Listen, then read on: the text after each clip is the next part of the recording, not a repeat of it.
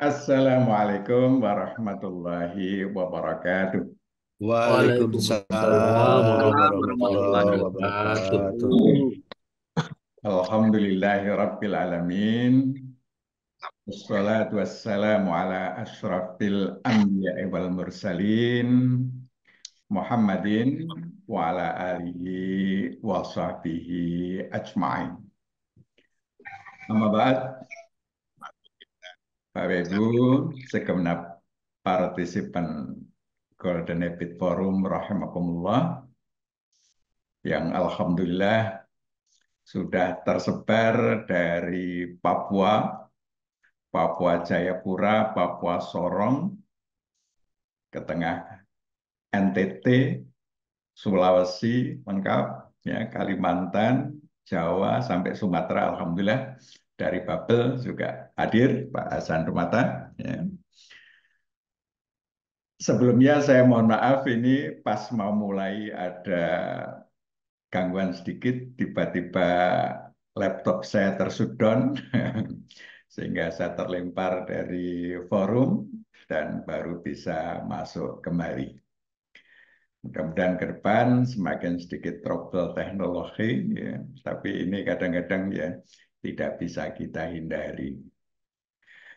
Baik, saya juga sangat bersyukur di pagi hari ini kita dapat bersilaturahim kembali dalam Golden Habit Forum, ya. Dan insya Allah pagi ini topik kita, ya, masih bagaimana kita beristihad, memutuskan aktivitas-aktivitas kita pada tengah malam dan akhir malam.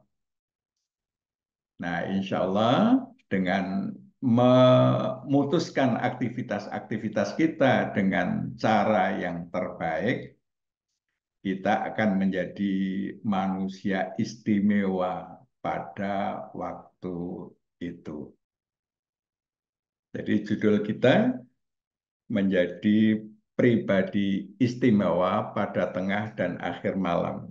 Maaf, ini episode 172 mestinya, ya.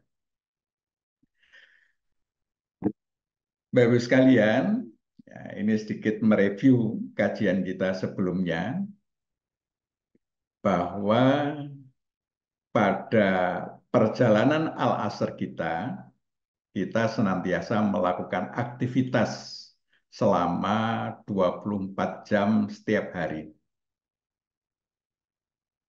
di mana kualitas pribadi kita ditentukan oleh pilihan-pilihan aktivitas apa yang kita putuskan untuk dilakukan atau tidak dilakukan. Ada 3 jenis aktivitas, ya, yang bisa kita pilih sepanjang perjalanan hidup kita dalam setiap saat, ya. Satu, ada yang namanya aktivitas saleh yang sudah kita bahas sebelumnya. Ini adalah aktivitas yang bernilai ibadah di hadapan Allah, sehingga membawa keberuntungan. Ya. Yang kedua adalah aktivitas lagho. Ini adalah aktivitas yang tidak bermanfaat atau nilai manfaatnya sangat kecil. Ya, meskipun tidak berdosa, tetapi manfaatnya sangat kecil.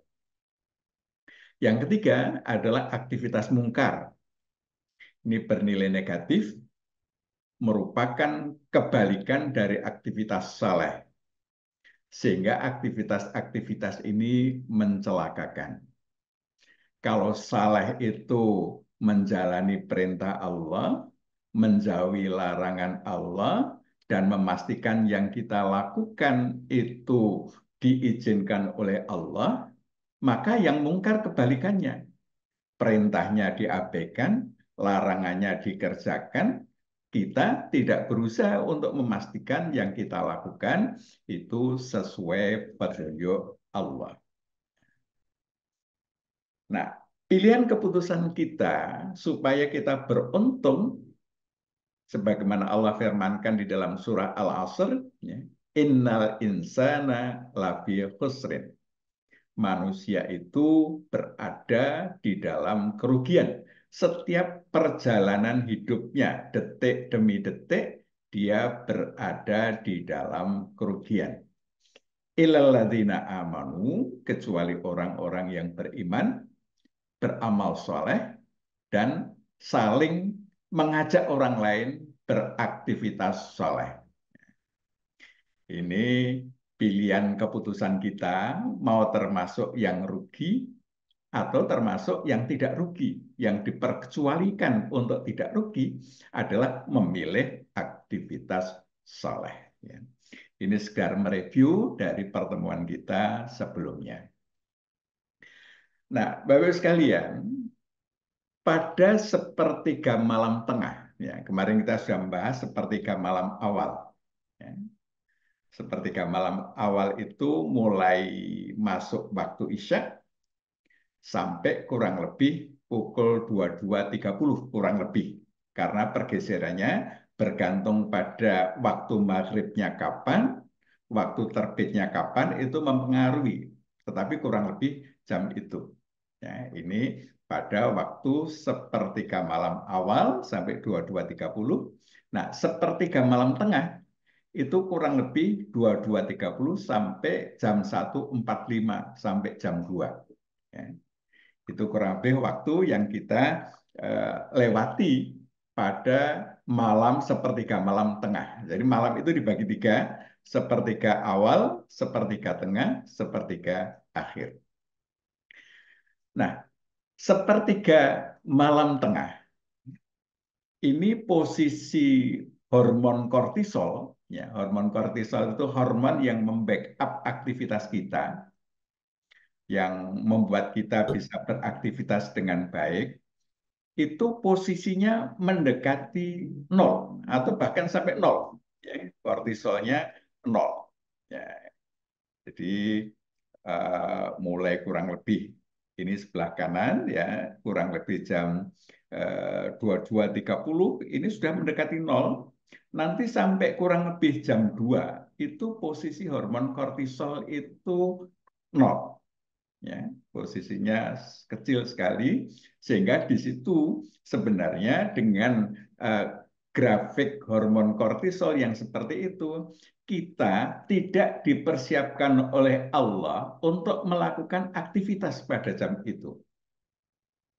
Nah, sementara hormon melatonin, ya, melatonin sudah kita bahas sebelumnya, itu mulai jam 11 ya jam 22.30 ya itu posisinya meningkat tajam ya ini grafiknya meningkat sampai kurang lebih jam 2 itu mencapai puncaknya. Nah, hormon melatonin ini adalah hormon untuk merecovery tubuh kita dan merupakan hormon yang untuk berfungsi untuk untuk istirahat, membackup istirahat. Nah, puncaknya itu dicapai kurang lebih pukul 2, yakni akhir sepertiga malam tengah, awal sepertiga malam akhir. Itu hormon kortisolnya meningkat. Nanti pada awal sepertiga malam akhir, ya, itu dia mulai turun, turun, turun sampai nanti terbit matahari, itu kadarnya mendekati nol.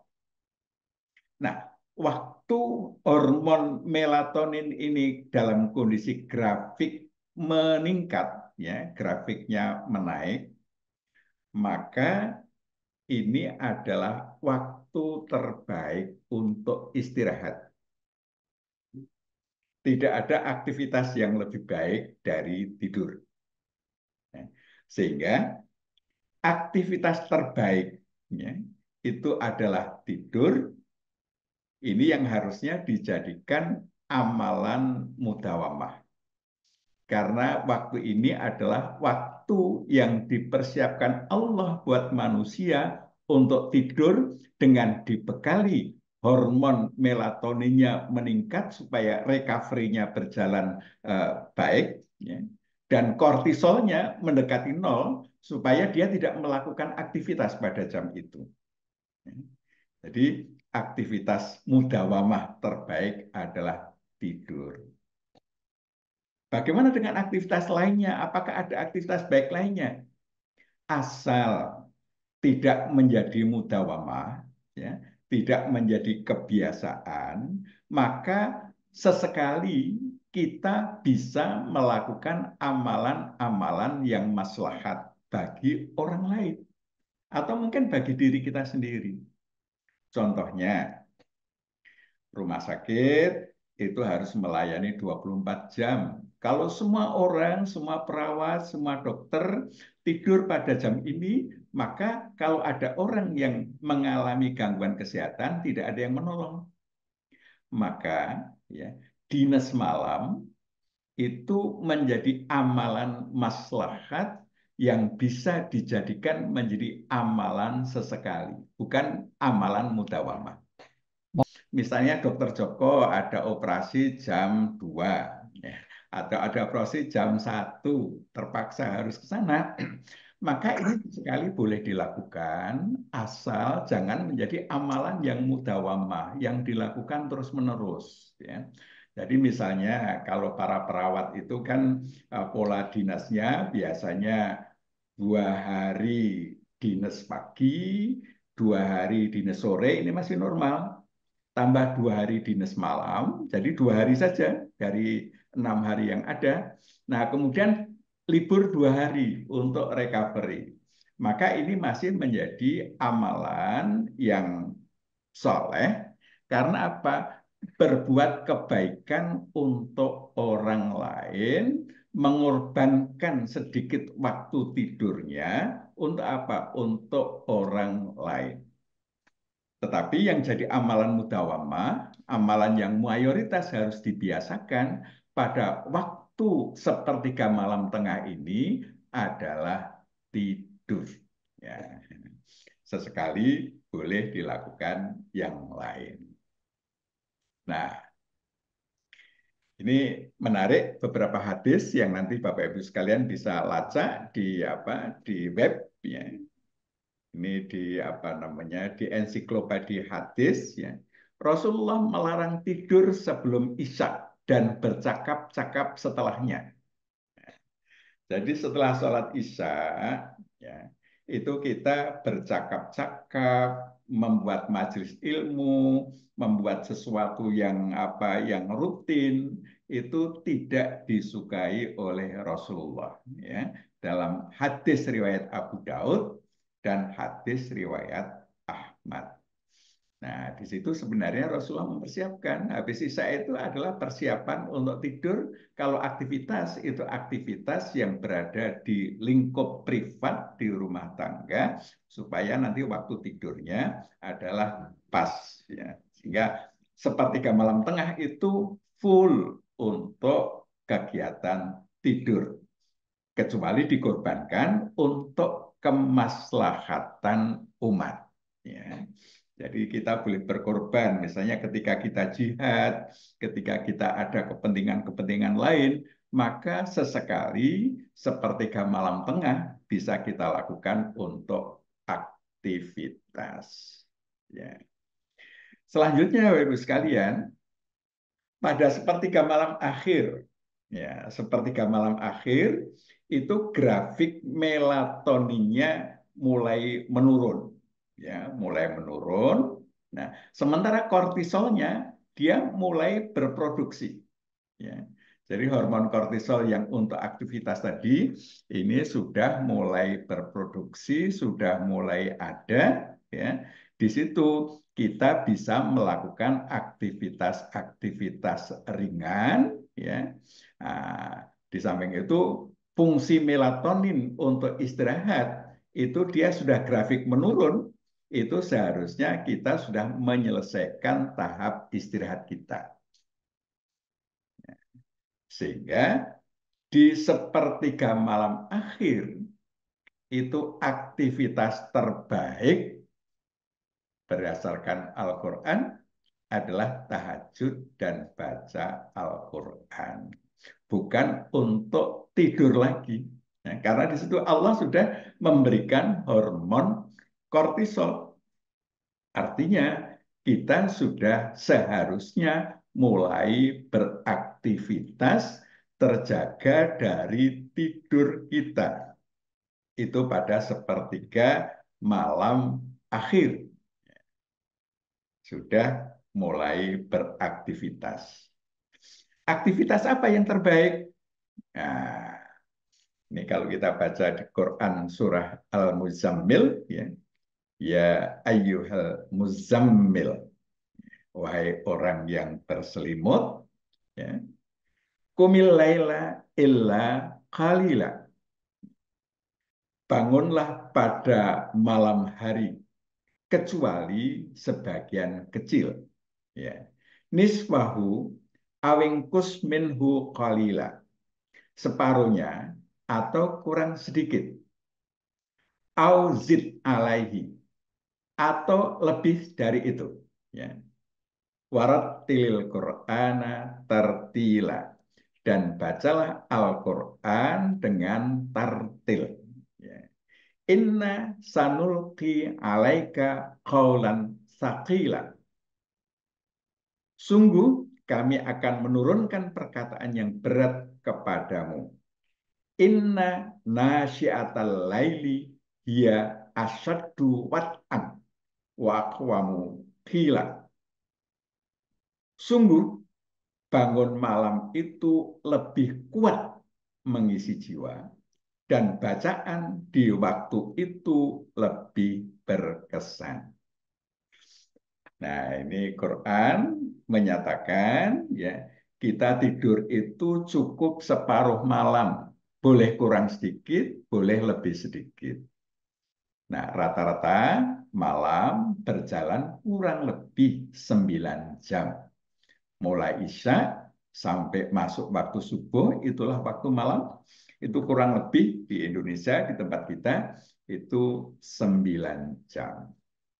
Sehingga, ya, kalau separuh malam itu kurang lebih 4,5 jam. Ya, 4,5 jam itu siklus tidur itu, satu siklus itu 90 menit kurang lebih. Maka 4,5 jam itu berarti 3 siklus tidur. Nah, kalau mau kurangi dikit, kita masih bisa 2 siklus tidur. Mau tambah sedikit, kita bisa 3 siklus, 4 siklus, ya. Jadi kalau 2 siklus kita tidur 3 jam, kalau 4 siklus kita tidur 6 jam. Nah, ini adalah pilihan antara 3 jam, 4,5 jam, 6 jam. Ini adalah pilihan tidur kita menurut Al-Quran. Tetapi 4,5 jam atau 3 jam itu sebenarnya sudah cukup kita gunakan untuk merecovery tubuh kita sepanjang kita lakukan pada jam yang sudah diatur oleh Allah untuk kita beristirahat. Di mana sistem hormonal tubuh itu membackup aktivitas kita. Ya, jadi Bapak Ibu sekalian,